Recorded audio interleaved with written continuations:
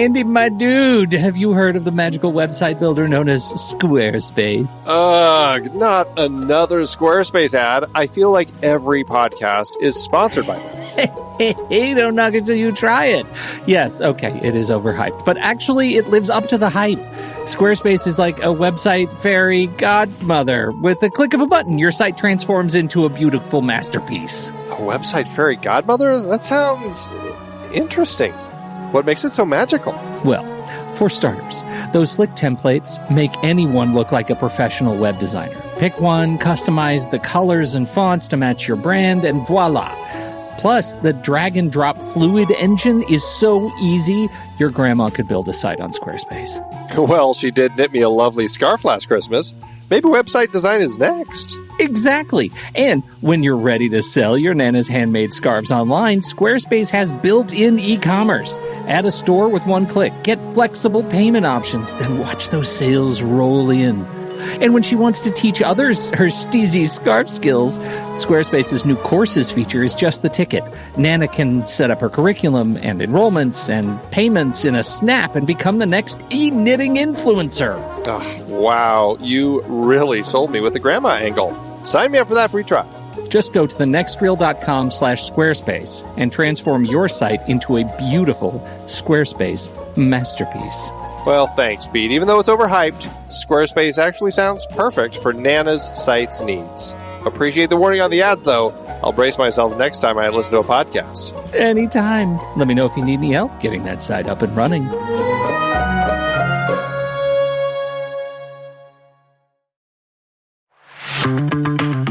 It's hard to believe that we've been having in-depth weekly conversations about movies since 2011. So many great conversations over the years about so many great movies.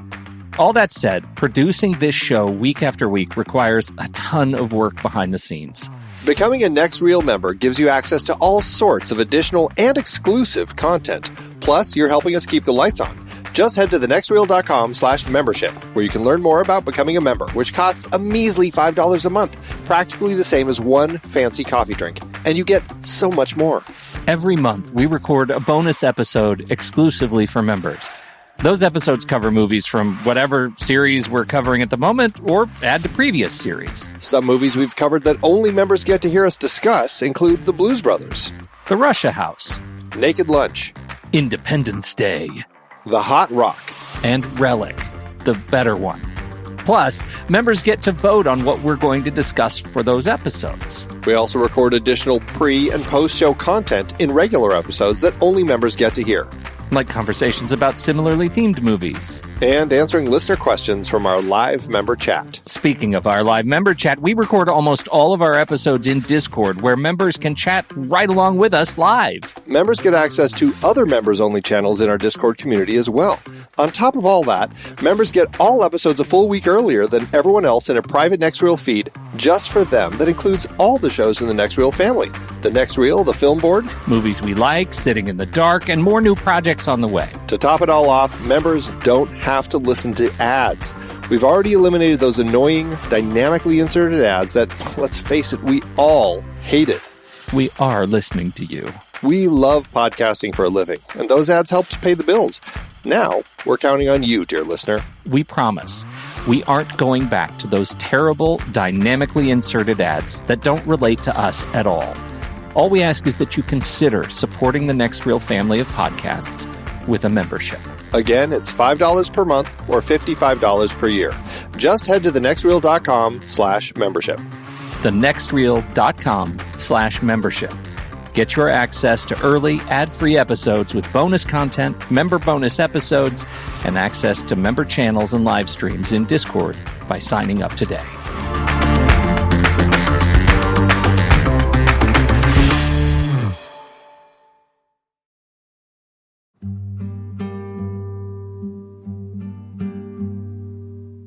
I'm Pete Wright.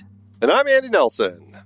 Welcome to the Next Reel. When the movie ends, our conversation begins. Rome Open City is over. We mustn't be afraid now or in the future, because we're on the just path. Marcello! Devi andare a Don Pietro, sbrigate!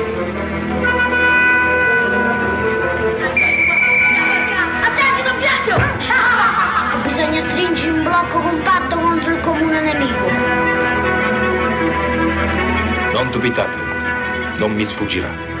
Non è per sfiducia nei vostri sistemi, ma preferisco fare da me. Ho preparato la tua tesi. Giovanni e Visco. Andy, we're talking about, this is the last thing in this in our award series here for Screenplay Adapted. Our final episode in this series, 1947 Academy Award nominees for Best Writing, Screenplay, which is what they called essentially adapted screenplay nominees at the time. And this is the fifth of our 5 nominees. So that means this episode will also be talking a little bit about the awards and perhaps what we would have liked to have seen there. Yes, for sure. And we are talking about Rome, Open City. In the scope of adaptations, we've kind of talked about this with each of these so far. From what I could tell, this is a very frustrating one. It's based on something called Stories of Yesteryear by Sergio Amedei and Alberto Consiglio, both of whom also worked on the screenplay with Federico Fellini and Roberto Rossellini. For the life of me, I tried finding information about this book. I could find next to nothing. The only thing that I found was, and again, this was like, it wasn't even like an official write-up or anything. It was just like a brief paragraph that basically made it sound like this was a series of stories of people who had survived in Rome through the end of the era of Mussolini and through this period of the Nazi ruling for the about 9-month period that the Nazis held it before it was liberated. And that's essentially kind of what it was. It was just a series of stories of people who had survived. And so what it sounds like is they took that and pulled a number of different characters, including the priest, Don Pietro, who's very prominent in this, and kind of wrapped this story around a number of them, tying them all together. And that's essentially what we get. I wish that I could have found more information about it, but that's what it sounds like it was based on. From a series of stories like that into something like this, do you feel like it's kind of capturing the essence of a number of different lives in this period of occupation? I guess, honestly, though, as I started watching this, my feeling was this a big enough movie for the stories they were trying to tell? It's a good movie, and I enjoyed my time with it. I thought it was a bit more middle of the road until we get into the third act and start seeing just how gruesome it can be. And then this is one of those movies that is made vastly better by learning more about how it was made and when it was made. Like, context is everything. And, the work that they had to go through to get this movie made in a really sort of contentious time and environment, I think makes this movie pretty special. So I look at each of these characters and I felt like by the time the movie resolves, they have a hard time of it, but did I feel complete after watching each of their stories? I don't think I did. I don't know that there was quite enough. I wanted this to be more epic as a film. And I think, because I think it's an interesting story and it's from an interesting perspective inside of Italy. That's interesting. I could certainly have continued watching this had we had more stories and we're following more people and kind of doing a more full scope on a lot of this stuff. But at the same time, I feel like I get everything I need for each of these characters and their lives. And you really get a sense of just the tragic way every story thread ends in this period. Like, I don't know if there is a single story that we're really following that ends in a positive light. And that's true. It makes it incredibly tragic to kind of watch in so many different ways how people's lives are destroyed. And, what's interesting is, part of me was like, what does the title actually mean? I'm not sure what Rome Open City means. So I was looking it up. Open City describes a city that has been declared undefended and not subject to military defense or resistance.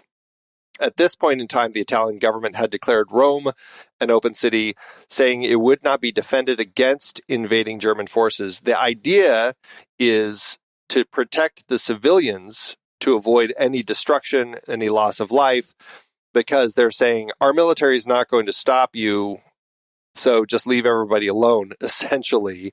But what happens is that when the Nazis are in there, they're occupying it and they're still taking people in the middle of the night. It still is very difficult for people to get food. There are curfews and people have to be very careful about what they do and what they say and who they talk to and where they go. And so it creates this situation of people who are in war, but are not being protected in any way. And so that's essentially this period of time that we're in, this 9-month period when Rome is, and I say that, I mean, the story takes place over just a couple of days, but the Nazis held Rome for 9 months before it was liberated after the fall of Mussolini. And that's kind of, we're kind of like right toward the very end of that as it's getting close to being liberated. Yeah, because wasn't it like the next day in the film that was like the next day the Germans were going to officially take control of the city? Not the Germans. Or was it that was the Italians? They were. I don't know, because it felt like there was something that was happening the following day. Like everything was a big deal.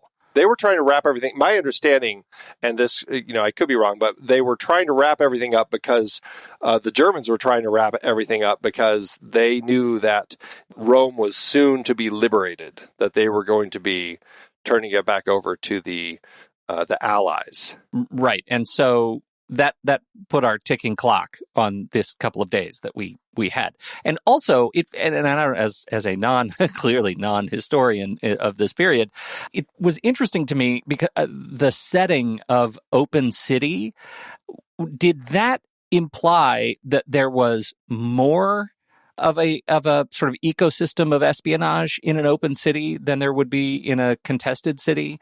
Did that make it easier for these people to hide messages and get messages to different areas? Because it felt a little bit like that's the other thing that they felt like was going to end, was their ability to move, even somewhat freely and exchange massive amounts of money in books with a priest would be harder starting after the liberation because there'd be an active fight. I didn't think that. I mean, these people are the people who are like essentially on the side of the Allies. They're wanting to be saved. So I don't think it's going to be making it harder necessarily. Well, because then there's a war in their city.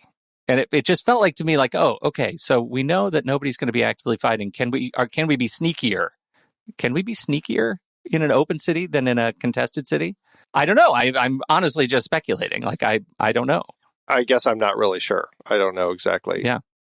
I found myself thinking about that. Like part of it was in the movie, like leading to all of the implications of the ticking clock and what led to the final interrogations and why the Germans were so insistent about, getting all the information they could get. Like, what are all of the constituent elements that lead to their frustration to get us to, that final sort of conflict in the interrogation room, which was horrible. Well, yeah, it was. And thinking about the whole idea of the rush that we have, also, I think some of that is, like, as I'm thinking about it more, I don't know how much of it was the resistance, was the Allies coming in to liberate, because I feel like a lot of the rush, because, I mean, I suppose what you're talking about specifically with the rush was our main Nazi who's trying to extract all this information.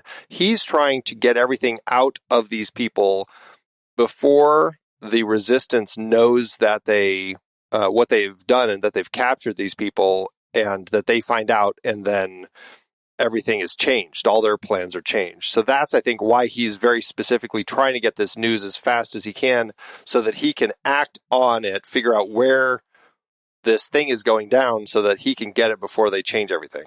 That's, I think, the rush. So there's our ticking clock. And he was diabolical. Seemed very chill at first. Turns out not so chill. He's a Nazi.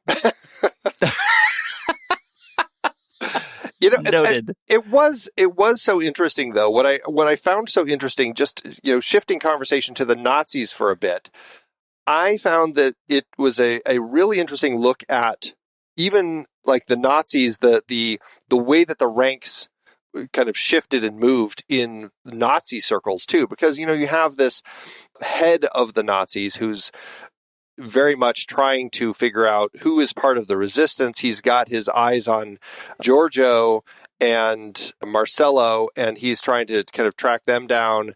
And he's working with, I think, the police chief.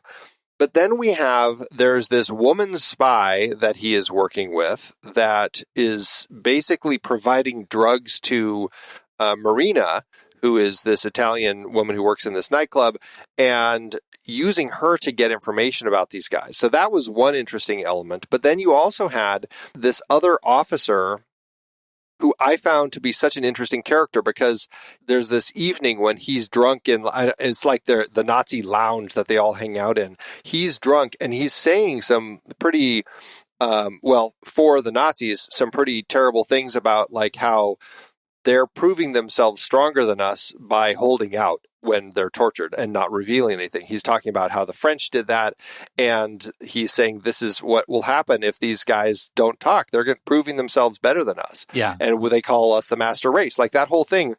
And, his boss, the major, is getting all upset at him for talking about him like that. But then when we have the final moment of the assassination of the priest, he is the one who is there, no longer drunk. None of the other soldiers will actually shoot a priest. When they call fire, they all drop their rifles and shoot into the ground. He's the one who walks up with his pistol and shoots the priest in the back of the head. And so I found the portrayals of the Nazis like very interesting in the way that it seems like in their own ways, they're all dealing with this complications of the war and the idea of the master race and everything. And it was just, I found it to be much more interesting than I remembered or than I was expecting from this film. Yeah, I was going to call out that sequence too, because I think it was incredibly powerful, especially because he used the words, what we Germans fail to learn, right? Like, we're not learning through our acts of conquest. We're not learning what it means to be human and how how the impact of freedom on those who aren't free. And I thought that was just a wonderful speech coming from that character was really powerful. And I think having him be the character who picks up the weapon and shoots Don Pietro at the end further illustrates the conflict through this character that I have to imagine is applicable to the German ranks writ large, that as you watch resistance grow, it becomes more complicated and more frustrating, to pick up arms and in an act of conquest. And I thought that was incredibly powerful. A great twist. Well, and it's just, I think, smart writing also for the filmmakers to not just paint all the Nazis as just like one big group of terrible people, but to actually give them their own interesting angles and everything, that they're still the villains of the film, but at the same time, it makes them so much more interesting to watch and to think about. Yeah, for sure. So you mentioned the German, and we also have Francesco, our principal agent spy. Goes by two names. We first meet Luigi Ferrari, who is hiding as Giorgio Manfredi. And he's the one who we see scaling at the very beginning. He kind of runs out the door and kind of goes across the roof to escape as his place is raided.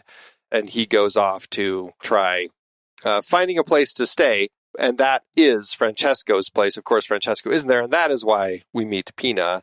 And this is where we get Anna Magnani as Pina, who became very much for a lot of people the heart of this film and the thing that a lot of people remember. I know from the time that I first saw this film in film school, her story is the one that I largely remembered. And that final shot for her, or final moment for her, as she's running out into the street after the truck, after Francesco's taken, and then she gets gunned down. My brain has always told me that's the end of the film. So it was a little bit of a surprise when that was the end of part one. And then we had a whole second part of this movie. But I think that just speaks to how iconic that moment is and her story is. As, she is pregnant, she is engaged to marry, and her wedding is the next day, which is, of course, the day that he is taken and she is shot. That's, it's a powerful performance, and I think a very interesting glimpse into the way people are surviving in this period of time. Yeah, for sure. And it's shot in such a way that it just feels very natural. And part of it is because of the sort of Rossellini's, intention in making the film, but also under those constraints. Like the way they had to shoot this thing gives it a sense of texture and tone that feels, even as it is deeply aged, black and white, I still feel like I am right there in the street with her as she's being gunned down. Like I feel like I'm in that crowd of people. I feel like I'm on the tracks, tracking with the camera. It's just heartbreaking and beautiful. And no wonder it's everywhere. This shot. Well, I think the shot itself is iconic, but I think a lot of that also comes from, aside from her performance and the power that moment has, but also the fact that this is Rossellini working in this period that, he's kind of like right at the very beginning of kind of creating this neorealist movement. And a lot of this stemmed from the way that they opted to shoot this right after. This film was shot very shortly after the Nazis had left. They left June 1944. They started filming this January 1945. The city was still a disaster. Buildings were still in pieces. They used non-actors for a lot of the roles to kind of give a sense of the realities of everything that was going on here. A lot of these people were here during the time of the occupation. It's a very gritty filmmaking style, handheld looking, it's documentary looking. They're filming it on the real locations. With all of that, it's hard to not watch this and feel like we're watching a documentary that is taking place in this place that is just in pieces because of the war. And I think that lends so much to when we're following these stories, like her story in particular, and she's gunned down, and you have the power of that moment, but also because of this space and everything that we're seeing here. Extraordinary. And the constraints. You talk about how it was just, the war was just over. Like the city was still constrained, even though it had been liberated, like to the point where Rossellini says that he went into hiding during the making of this film, that they ran out of film, and that like the constraints of making this movie it sounds like that's a movie I want to watch in and of itself, is the making of Rome Open City, because it sounds like it was every bit as dramatic and challenged because of the context of when they were making it and how they chose to make it and who was involved. Makes it just an incredible watch. It really is. It's a very powerful story, and I also think the style that they chose to use to again, pulling from that original source material, but to take a number of different stories, and we're following Giorgio, we're following Pina, we're following Marina, we're following some of these Nazis, we're following Don Pietro.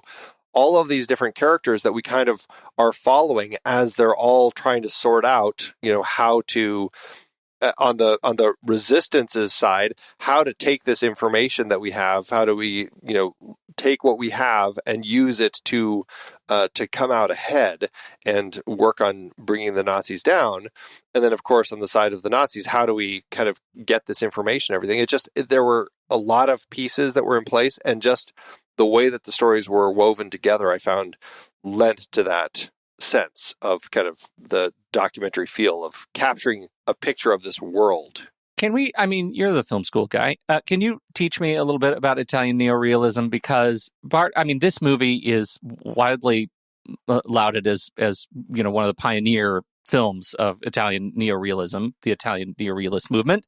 And I watch this movie and I wonder, when you're a pioneer of such a thing as a film movement, was it Rossellini's intention to create something out of making of this movie, or did the movement emerge as a result of the constraints they were under while making films at this time in this place? It really kind of emerged because of things going on. Like the main studio used in Italy, Cinecittà, had largely been destroyed, maybe not destroyed, but certainly damaged in a way where nobody could really film there, which pushed the filmmakers out into the streets to make these films. They also didn't have the same budgets, and so they had a lot less money to use, so they weren't necessarily able to build sets and stuff. It was just creating and capturing that realism. And the same thing with using non-professional actors in the performances. Like, a lot of the reasons that they were telling these stories is because of everything that had been going on. I think a lot of it also came because everything after the fall of Mussolini led the Italian filmmakers to want to tell more of these stories of the struggles of everyday life and how people were living. I think that they recognized that kind of these stories of the poor and the working class, people could connect to that more. And so you end up getting films like this, like Bicycle Thieves, which is another iconic film from the work. I think largely it was through the 40s into the 50s, and Rossellini certainly is one who made a good number of these. This film kicked off a kind of an unofficial trilogy that he made, this, Paisan in Germany, Year Zero, and then, of course, we've already talked about in our Ingrid Bergman series, Stromboli, which also was part of another trilogy that he did, that, Europe 51, and Journey to Italy. Those were all part of this kind of this neorealist movement of kind of capturing authentic lives at the time. And so, yeah, I don't necessarily think they were trying to create a new movement. I feel like it was something that came from a trend in the way that they were making films because of the war and the stories people wanted. And hence it turned into this type of filmmaking that was much more popular at the time. Well, you can kind of see how people would react to it because it's telling such intimate stories that are so closely, inextricably intertwined with their lives, because the people who are watching this movie, were there. They were sitting in there. I don't know how they would watch it, given how close to proximity they were to just destruction in Rome, but it just feels like such an authentic, such a sort of vulnerable kind of filmmaking that is defined by its constraints. And so I really enjoy watching this movie and these movies, the few that we've already watched, for that experience. I think this movie actually makes, for me, Stromboli better. Yeah, sure. You're getting a more full sense of the filmmaker and kind of the way that he was kind of crafting these stories. And, just talking about his views on things. I think this film is full of social commentary, as far as not just obviously the anti-Nazi feel that they have, but anti-fascist, the resistance fighters. Like, we really feel a part of the struggle and can see why so many people in Italy at the time were fighting this system, because of the struggles they had just getting bread, or just like all of these things, and dealing with these curfews and everything. It was a very difficult time, and people were doing what they can to fight and make a better future for themselves and for their children. That's it. Right? Like, the human capacity for hope is the bottom line of this movie, in spite of everything that we see going on. It's not a good movie for anybody, but they all of their stories end in some way or another with that sort of enduring sense of hope, maybe marked by the fact that we already know how it ends up, right? Maybe this movie is better and there's more hope because we have the benefit of 70, 80 years of history behind us. Yeah, but can you imagine being an Italian and seeing this film within a year after having gone through all of this? Like, it is just, talk about raw. And, people always nowadays joke about too soon. Yeah. But it's like the idea of jumping into a project like this so quickly afterward to kind of tell a raw, cutting story, I think it's bold for filmmakers to do. But I think that's part of the art. That's part of the magic of cinema, of storytelling, is trying to capture that moment and capture and celebrate the lives of these people who were fighting against this oppression. It's interesting that you bring that up. I was thinking about that this morning as I was reading up on it, because today, as we record this, is the 22nd anniversary of 9/11. And how long did it take for the first movie to come out about 9/11? Do you remember what the first movie was about 9/11? Well, there was the Nicolas Cage one that Oliver Stone did. What was that called? And when did that come out? Well, there was World Trade Center. World Trade Center is what I'm thinking. And that was... Yeah, that was 2006. Okay, so that was 5 full years later. Yeah. And United 93, I feel like, was the first one, now that I think about it. That was also 2006. So, but again, 5 years, and that felt really raw. I remember when that came out, just a lot of like, oh my God, I don't know if I want to go through this again. It was kind of a difficult story to live through. Wow. Here's one I haven't seen. Yasmin is a 2004 drama directed by Kenneth Glennon, written by Simon Beaufoy. It's set amongst a British Pakistani community in parts of Keeley before and after the events of the 9/11 attacks. So they started happening, right, like after the film, but nothing a year after the attack. And, part of it is making the movie of that talks about the 9/11 attacks is a feat with today's expectations and technology, a feat. It's a heavy production lift to make a movie like that. And those are not the same constraints that they were working under in 1944, 1945.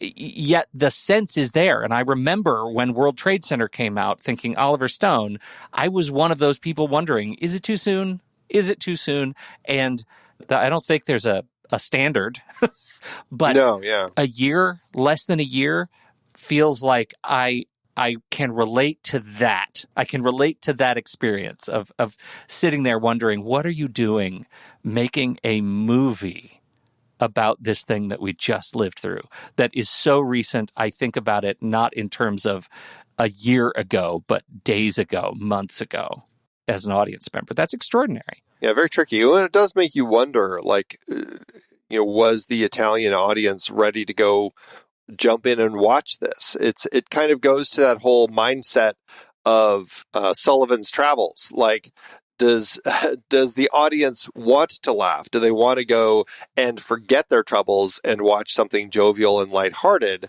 Or are they ready to take in something heavier like this? Clearly, with creating this movement, there was certainly an audience for these films, but it does kind of just bring that to mind. The idea of like, what do people want right now? Is this it? Mm-hmm. Wow. We started talking about some of the people. You mentioned Francesco. Certainly, the story of Francesco and Giorgio is an interesting one, and kind of their journey to try getting the money to the right people, which kind of involves Don Pietro. And then the part of their story that I find the most interesting is when Marina sees them and pretty much kind of forces herself back into Giorgio's life, even though he had kind of said, I don't want anything to do with her anymore, to the point where they were going to go stay somewhere else. And just because she happened to be there, and they find out that this person they were going to stay with is had been captured or something like that, they end up back at Marina's place in a scene that I think is a really interesting one, because we have Marina there, we have Pina's sister, who has left, Pina's house because she didn't think she was being treated well. That's a whole story in and of itself. But this is really where we kind of get a sense of who Marina is as a person, paired with this struggle that Giorgio and Francesco are having, trying to keep the resistance going and everything. How did that scene play for you, as far as kind of a scene that really kind of set the stage for their struggles to do the things they needed to, needing places to stay, and then, of course, dealing with people who end up being essentially spies? Marina was an interesting character, right? Because she is, she's a cabaret performer and a prostitute, right? Like, she has turned to... I don't think she's a prostitute. I think she's just a performer.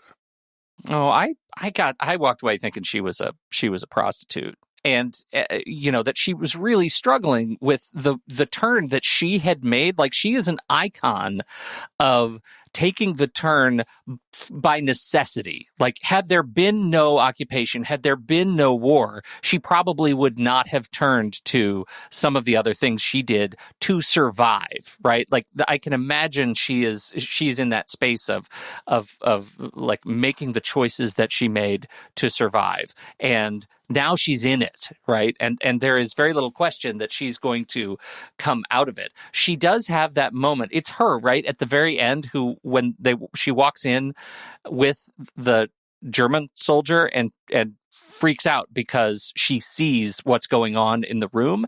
And that full circle moment from the scene you're talking about leading back to the end of the movie where she is met with the hot kiss at the end of the wet fist of reality, that this is what's really going on. You made your choice, and there are more luxuries associated with what you're doing to the reality of what's happening in your own fair city is, I think, a wonderful, not good, but an interesting and evocative turn for that character. It makes her sort of the avatar for wondering, as an audience member, what would I do if I were presented with the same set of facts?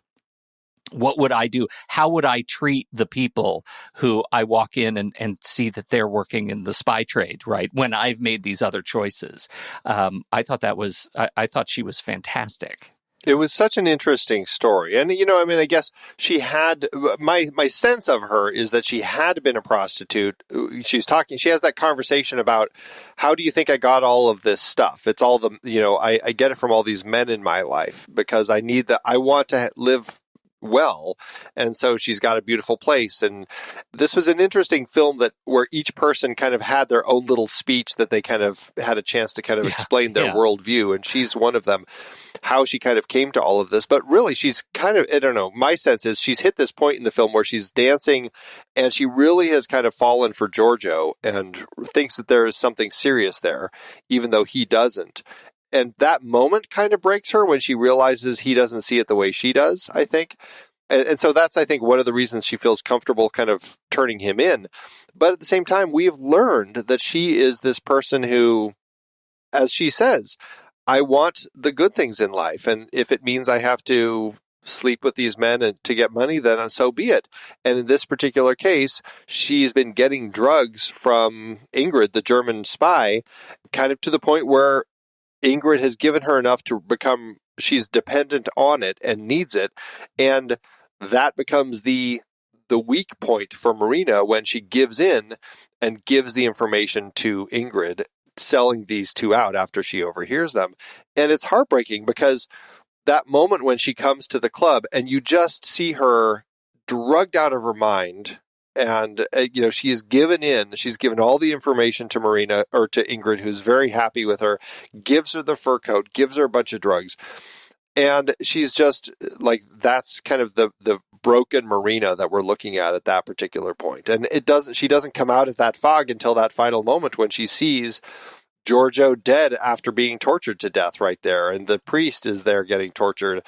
And then to have Ingrid say, yeah, just lock her up and we'll just deal with her later. It's like they don't even view them as real people. It's horrifying the way that Marina has become just a tool, just a pawn on the chessboard for Ingrid and her Nazi team to move around as needed in order to get the information they want. It's horrifying. And Marina, really, in that point that you just talked about, that's her moment of realization, and we see her broken at that point. Yeah, well, and the fact that we understand the level of the sort of depravity of Ingrid, the fact that, because there's that scene at the end, right? She takes the fur back, right? Yeah. Demonstrating that Ingrid really is the model of Cruella de Vil. Like, she just is the worst.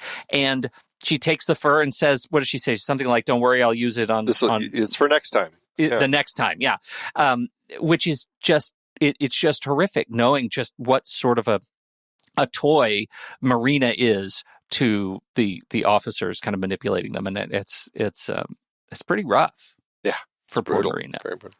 Don Pietro is really kind of ends up largely becoming the thread through this entire film. He's the one who Giorgio and Francesco end up recruiting to take this money hidden in a book to go drop it off to their team who needs it.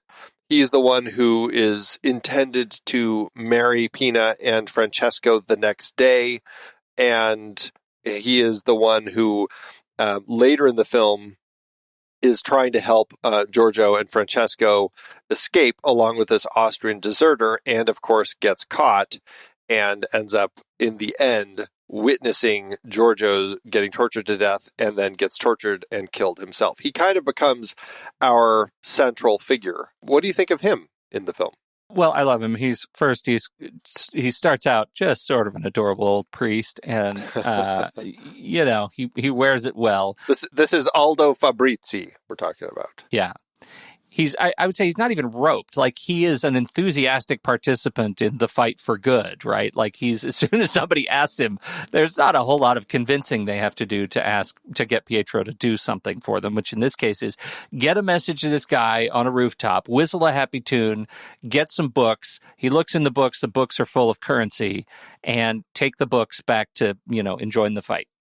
The thing that I think is so interesting about his character, not just his willingness to do the fight for good as a man of God, which is exactly to course, like it's totally believable. But in the end, the big twist toward torture is the torture for him is watching one of his flock, his sort of adopted flock, be tortured themselves. Like, which is the worst torture?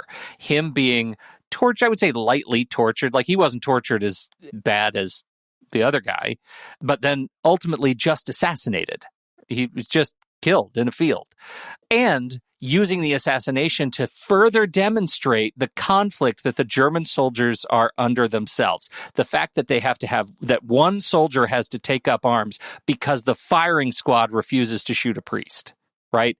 That is all demonstrates the heroism tale of Pietro and what he was willing to do, and the fact that he was ultimately sort of morally in the right.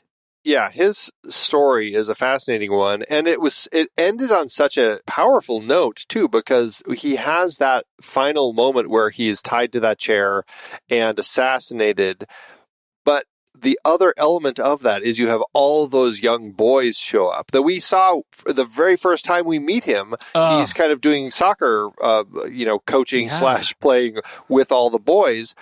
And, the boys are their own little resistance movement themselves. That there's a point in the film where they actually bomb something. Nobody knows who did it because it was the boys, and nobody's expecting the children to be actually doing this sort of thing on their own, but they did. At the very end of the film, they all show up outside of the barbed wire fence, and they are watching the priest, and they're whistling a song to him, and then he gets shot, and they all bow their heads, and they leave arm in arm, walking away back into Rome. But you can't help but feel that as difficult as the film is to watch, with everybody getting killed or tortured or their lives destroyed in one way or the other, that with that final shot of those boys as they're walking back into the city, that we have, through all of this, we have birthed the next generation of fighters here who have seen everything that's going on, who have witnessed the awful elements that have been happening, and this is the group that is going to lead to change and perhaps a stronger Italy in the future. Yeah, because this is the group, so you can feel the stamp of history on their psyches, right? Yeah, like these are the kids who are gonna make that change. I think that's a great point. Ugh, what a movie! Yeah, absolutely. We certainly get a lot of that with Pina's young son, who is, he gets in trouble because he's coming in late, he's missing the curfew and all this sort of stuff. He's an adorable kid, though, and there are a few great scenes that we have between him and Francesco, and I think that's what makes especially that ending all the more poignant.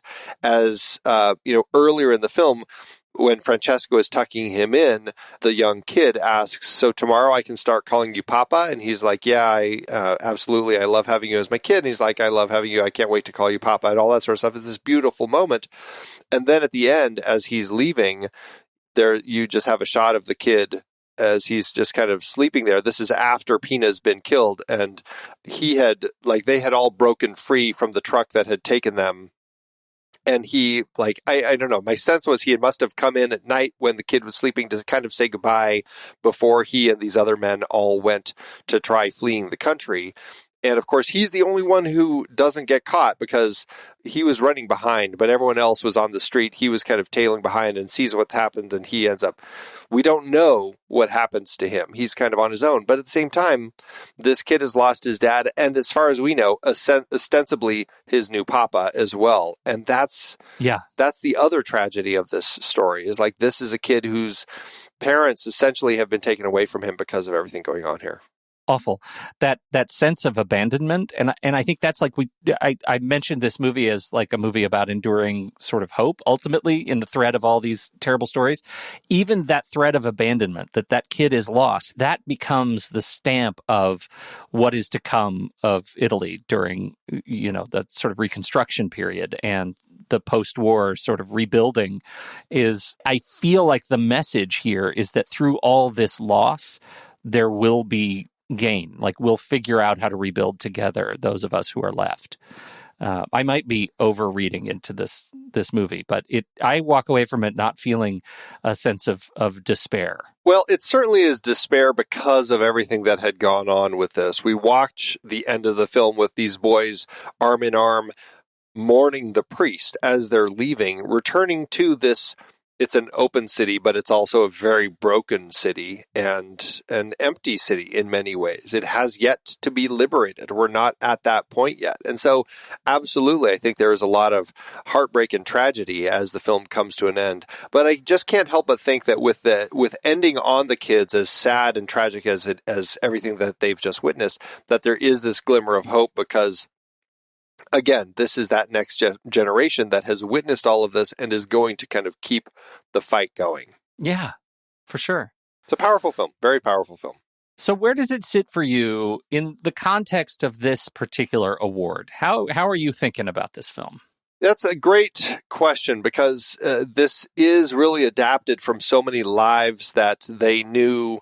And they brought, a lot of these stories that we're watching here were pulled from these real stories that they had taken to kind of craft this book, Stories of Yesteryear. It is a really powerful film. And then when you put it up against the rest of our list, Anna and the King of Siam, The Best Years of Our Lives, Brief Encounter, and The Killers, obviously, I think mainly just because of the post-war feel, The Best Years of Our Lives feels like the easiest comparison because we're watching, in some way, people trying to piece their lives back together after war. It's just very different when the war is on your doorstep, as it was in this film, as opposed to The Best Years of Our Lives, where they are coming home after the war, back to a country that largely hadn't been part of the war. But I feel like those are the two that are the strongest in kind of similarity. In the scope of adaptations, since I haven't really read all of these things, I still feel like The Best Years of Our Lives stands out to me as, for me, the one that hit home the strongest for me.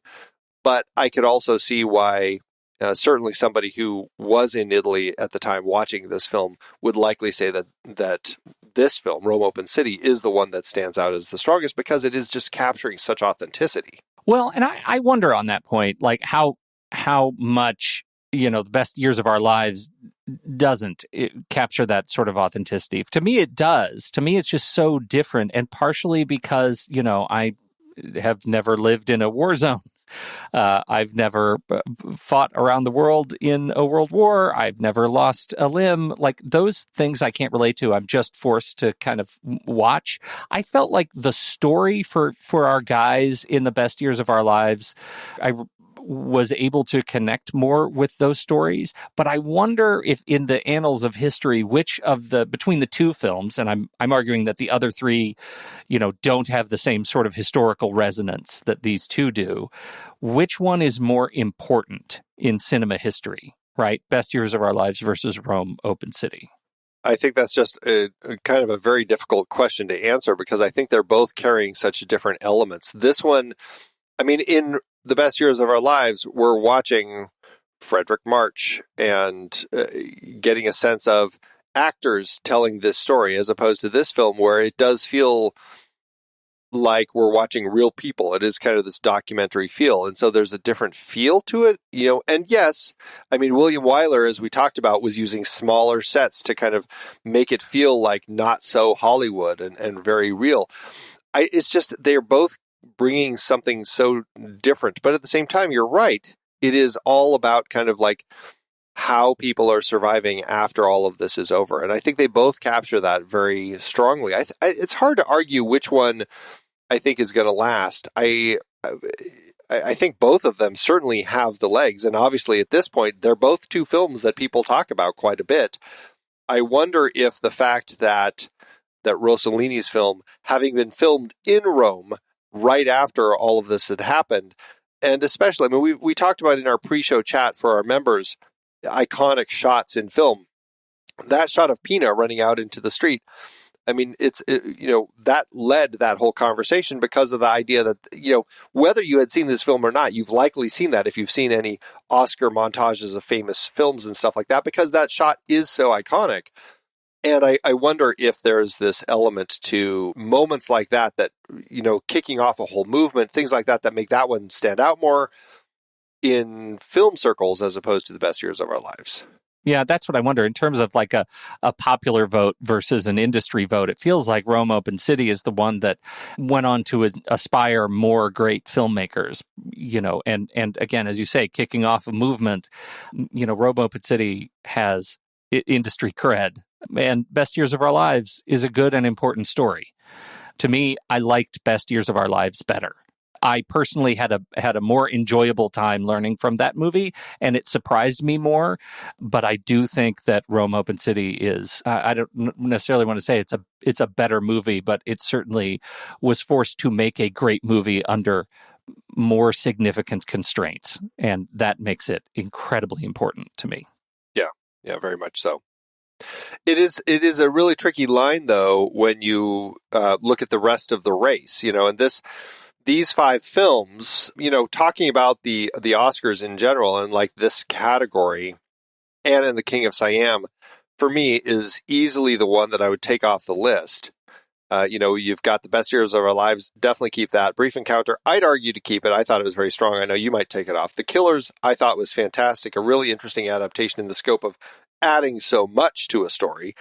And this, but in the scope of films from 1946 that were eligible for nomination, I mean, do you have others that you would easily, handily put on here? That's a bit of a cheat because I've been watching H.P. Lovecraft movies, and I know you've been watching all the other movies released in 1946.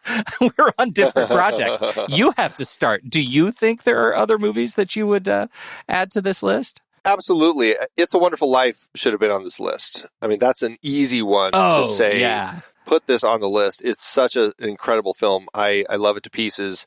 And it's funny, it's not a film that I think of as an adaptation, but rewatching it for this, I'm like, oh yeah, sure, of course it was. Oh, what about The Yearling? We talked about The Yearling. I would absolutely not put The Yearling on this list. It's a terrible, terrible experience. Why would they do that? It's not that great of a movie. It boggles my mind that was as popular as it was this year. But looking at stuff like My Darling Clementine, definitely put that on the list. Beauty and the Beast, the French film, absolutely. There's a French film called Panic that I just watched that absolutely put on the list. Wow, a lot of them. The Big Sleep, maybe. I might put that on the list. It's certainly an interesting adaptation, very moody film. I have a lot of other films that I need to be watching from this year that would potentially also be eligible to be nominated. But I still would say so many more that fit on this list over over Anna and the King of Siam. That's the one that I would really just take off the list. Throw It's a Wonderful Life on there. I don't know, I'm torn. Would I pull Brief Encounter off and put My Darling Clementine? Like, that's a line I'm kind of dancing on a little bit. Or maybe Beauty and the Beast. I might put that on there right away. So it's really tricky, but absolutely I think there are things that I see on this list that I would change. I'm right with you. And on your recommendation alone, I would take Brief Encounter off. Like, know that Anna and the King of Siam is gone. Brief Encounter could go. I could take it or leave it. But you're telling me that there are other great movies that I haven't seen. I would take that recommendation and replace one of those with Brief Encounter any day. It just wasn't the impact that I had. Beauty and the Beast, I would love to see. I'll put that on the list right away. I haven't seen the movie. Well, you should watch it. It's really good. Yeah. All right. I've got like 15 more Lovecraft movies to watch, and then I'll get right on it. There you go. Are there any tentacles in Beauty and the Beast? Because maybe I could justify it. All right. Anything else? I think that's about it, right? I'm good. This is a good series. It is, absolutely. Well, we will be right back, but first, our credits.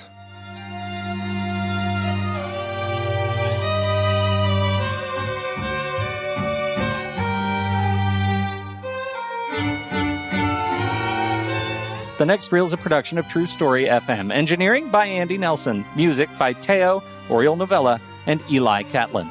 Andy usually finds all the stats for the awards and numbers at d-numbers.com, boxofficemojo.com, imdb.com, and wikipedia.org.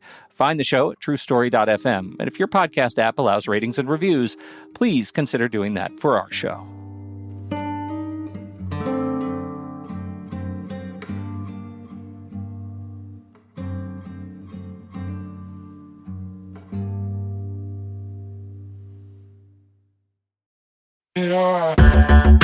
Andy, can you believe we've almost hit 700 episodes of The Next Reel?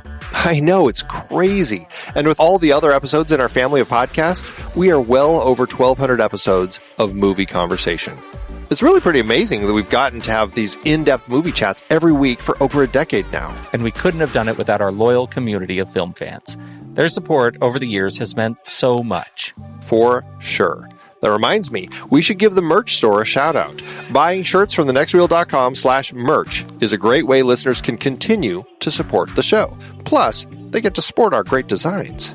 Absolutely. I think sometimes folks forget we have a variety of shirts, mugs, phone cases, and more available. In fact, a great place to start is with a shirt sporting the Next Reel's logo. We also have that classic Fast Times Spicoli Surf School tee, or the weirdly popular Rusty's European Tour shirt.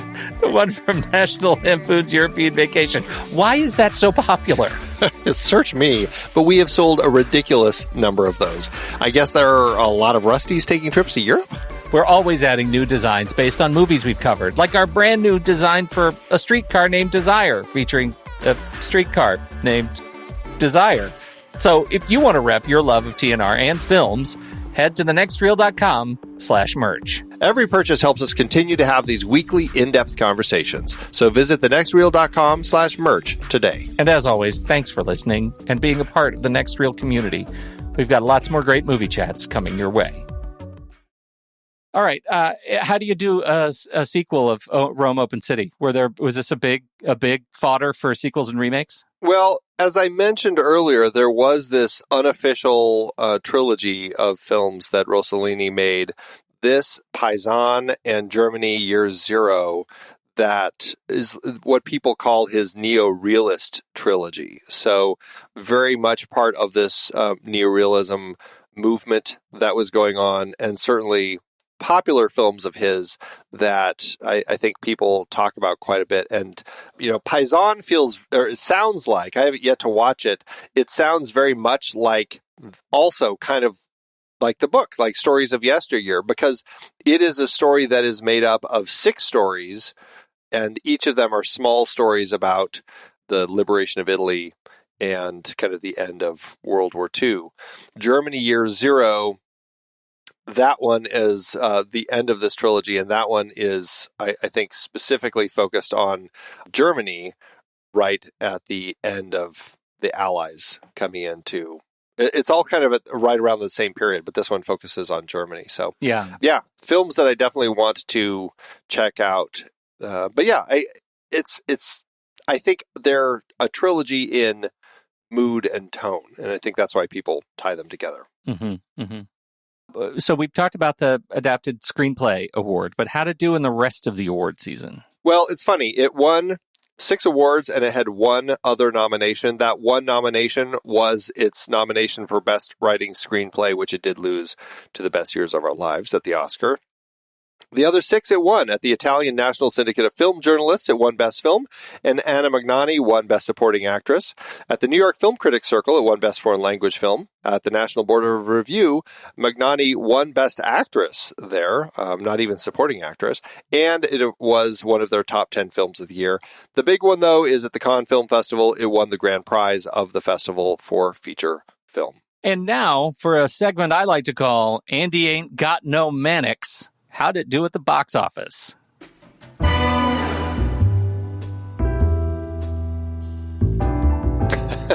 Well, this certainly is another tough one. I don't know if it's because it's from Italy and in 1946, likely that's the case. It makes it very difficult to track down this information. What I did find is that it opened September 27th, 1945 over in Italy, where Rome was still a mess after all of this. It started filming in January 45, they wrapped in June 45, and then it was released in September. So very quick turnaround on this. Wow. It released in the U.S. February 25th, 1946, actually with about 15 minutes censored out. I don't know what specifically was censored, but it's interesting that they felt the need to cut some. I'm guessing a lot of the torture. Specifically, God, yeah, that when shot, they lit that guy on fire. Yeah, you see his chest burning. Like, geez, that's really horrible stuff. This was also banned in several other countries. It looks like it did end up earning about $1 million domestically, or almost $16.7 million in today's dollars. I don't know how much it made everywhere else, where it wasn't banned at least, but that is all that I have. Well, I'll tell you, I'm on the list for seeing the other two movies in this series. It feels like it's disingenuous of me just to watch this one and not follow up with the other two at least in the neorealist trilogy. So count me in for that. This was a interesting experience for sure. This movie. Glad it's on the list. Absolutely. No, great film. I'm glad to have revisited it. It hit me more powerfully this time than it did the first time, even though it had moments that really stuck with me from that first viewing. I also would just say, if you have yet to finish watching the other trilogy that Rossellini did with this following Stromboli, definitely check those other two films out as well. Those are really great films that he did with Ingrid Bergman. All worth watching. And that is the end of our screenplay series. That is the end of our screenplay series, our 1947 Academy Awards Best Writing Screenplay. So with that, we will be back for our ratings. But first, here is the trailer for next week's movie, Laszlo Benedict's 1951 film adaptation, Death of a Salesman. Kicking off our next series, the 1952 Academy Awards Best Cinematography Black and White nominees. Willie Loman never made a lot of money. His name was never in the papers. He's not the finest character that ever was. But he's a human being. And a terrible thing is happening. So attention must be paid. Well, come on, girls, sit down. We're wasting time. We'll have a big night tonight. Come on, Biff, gather around. What'll we do? Don't you care about him? Hey, what are you talking about? Am I the guy who goes... He doesn't mean anything to you, is that it? Oh, come on, drummer boy, smile. From now on, I'll see that you go right through to the buyers.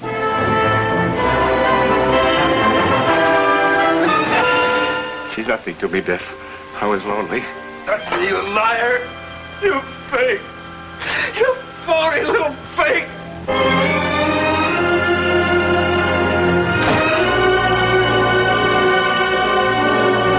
I'm going. I'm not writing anymore. The door of your life is wide open. Pop! I'm a dime a dozen and so are you! I'm not a dime a dozen! Listen, Biff, no! You vengeful, spiteful mutt! Pop, I'm nothing. I'm nothing, Pop. Can't you understand? There's no spite in it anymore.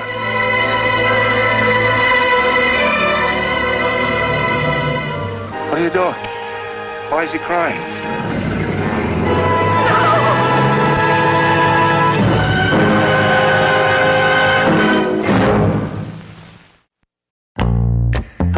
It is hard to believe we've been having in-depth weekly conversations about movies since 2011. You're telling me producing this show week after week is so much fun, but it does require a lot of work behind the scenes. If you'd like to help support our efforts, one easy way is by using our Originals page when shopping for books and movies that we've covered. Your purchases made through our links give us a small commission at no extra cost to you and allow us to keep having these great discussions. The Originals page at thenextreel.com/originals links to the source material for all of our adapted film discussions. Purchasing through our links supports the show. In Season 13, we explore various awards categories and the films nominated in them. We wrapped up our 1940 Best Picture series with adaptations of Mice and Men from John Steinbeck and Wuthering Heights from Emily Bronte's novel, not to mention the play Dark Victory by George Brewer Jr. and Bertram Bloch. The 1947 Academy Award adapted screenplay series featured Anna and the King of Science I Am, based on Margaret Langdon's book, plus The Best Years of Our Lives, Brief Encounter, and The Killers. The 1952 cinematography nominees included Death of a Salesman and A Streetcar Named Desire, A Place in the Sun, based on both a play and a book, and Strangers on a Train, based on Patricia Highsmith's first novel. So many great movies based on books and plays, like Beckett, The Pumpkin Eater, A Boy and His Dog, Rollerball, The Princess Bride, Congo, The Scarlet Letter, Jackie Brown, The Deep End, The Gray, The Woman in Black, and Top Gun Maverick, which I'm very much looking forward to revisiting. Get the source books at thenextreel.com/originals. Start your next read or reread from the movies we've covered. Visit thenextreel.com/originals today.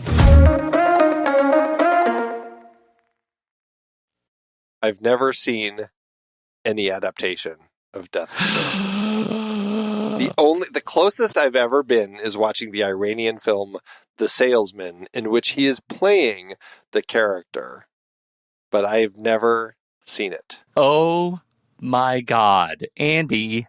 I know. Oh, this is so good. I'm so glad that you're going to be here for this. Glad you're going to be on the podcast next week.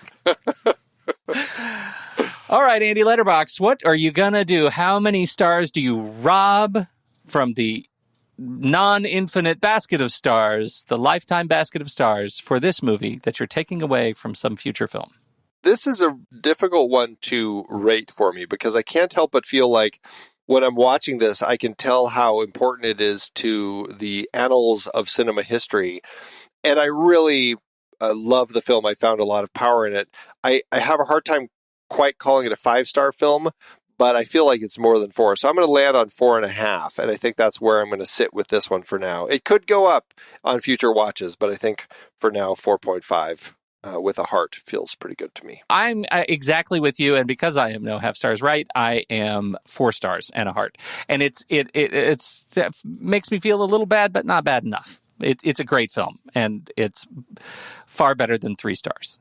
Just not quite 5 stars. That's interesting, because I couldn't tell where you were with this film when we started this conversation. I don't think that he really cared for this one. So I was kind of guessing you were going to land on 3. I landed on 4 because this movie is, like, if you separate the historical context and the importance of the movie, if you just don't know anything about it, you don't know that these are, non-professional actors, you don't know anything, I don't think the movie is as good as a 5-star film for me. Like, if you separate all that other stuff. And so for me, as a standalone, absent the importance of history, it's a 4-star movie, and with a heart for me. I just, learning about the movie makes it better, but the movie itself, I don't know how often I'm going to go back to it. I'm not going to not recommend it. How about that? Well, I know what you think about people who use double negatives, so we'll just let that sit there. Well, remember, you can visit thenextreel.com/letterbox to get your Patron or Pro membership. You can find me over there at Soda Creek Film. You can find Pete over there at Pete Wright. And that's it. So what did you think about Rome Open City? We would love to hear your thoughts. Hop into the Show Talk channel over in our Discord community, where we will be talking about the movie this week. When the movie ends, our conversation begins.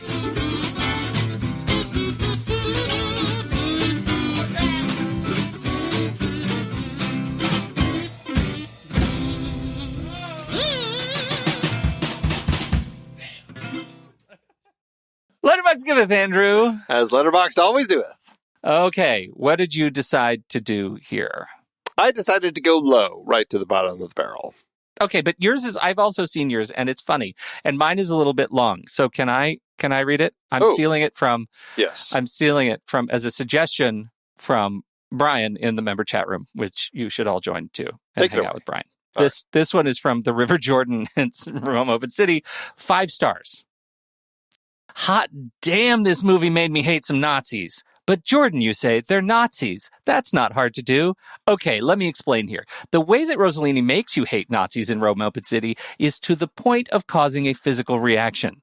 Documentaries on genocide can stir immense anger and loss with their realism in the portrayal of atrocities. The shock comes from needing to accept the actuality of events, even while the mind wants to reject them as false because of the extent of their horror. Rossellini accomplishes similar emotion, but through a basis in melodrama, previously the genre property of pro-fascist filmmakers in Axis-era World War II Italy. Rossellini's brand of melodrama isn't confined to the parlors of the elite, however. It spills into the wrecked and bombed-out streets of this tidal city, releasing just 1 year after D-Day. In 1945, Nazis to Europeans and Italians weren't some fanatical baddie from Indiana Jones or the Wolfenstein games. In recent memory, they had torn apart cities, families, and the very foundation in the belief of goodness in the human soul. Rossellini captures the tangibility of this capacity for evil and, in contrast, the pure bravery and heroism of those who stood against them. Rome Open City, after all, begins in pitch dark and ends in dawning light. Ugh, that is a good review. Yeah, absolutely. And that made me think of the moment when you have the German captain and he's talking to, I think, the police captain, and you just hear screaming coming from the other room, and the German captain just kind of rolls his eyes like, these people are just so whiny or whatever. I can't remember what he said, but it's just like, geez, awful. There's a note, one of the comments right after, just wait till you get to Paisan, everything is turned up a notch. Nazis can be such party poopers. So that definitely makes me want to continue this trilogy. Yes, for sure. All right, what do you got? I went low. I went down, not quite the bottom of the barrel. I didn't go half star. I went 1 star by Mike, who also, interestingly, gave it a heart with this review. Mike, I have no idea what this movie is about because it's in Italian, and I watch TikToks the whole time. Oh, thank you, Mike. Dubs not subs, Mike? Thanks, Letterboxd.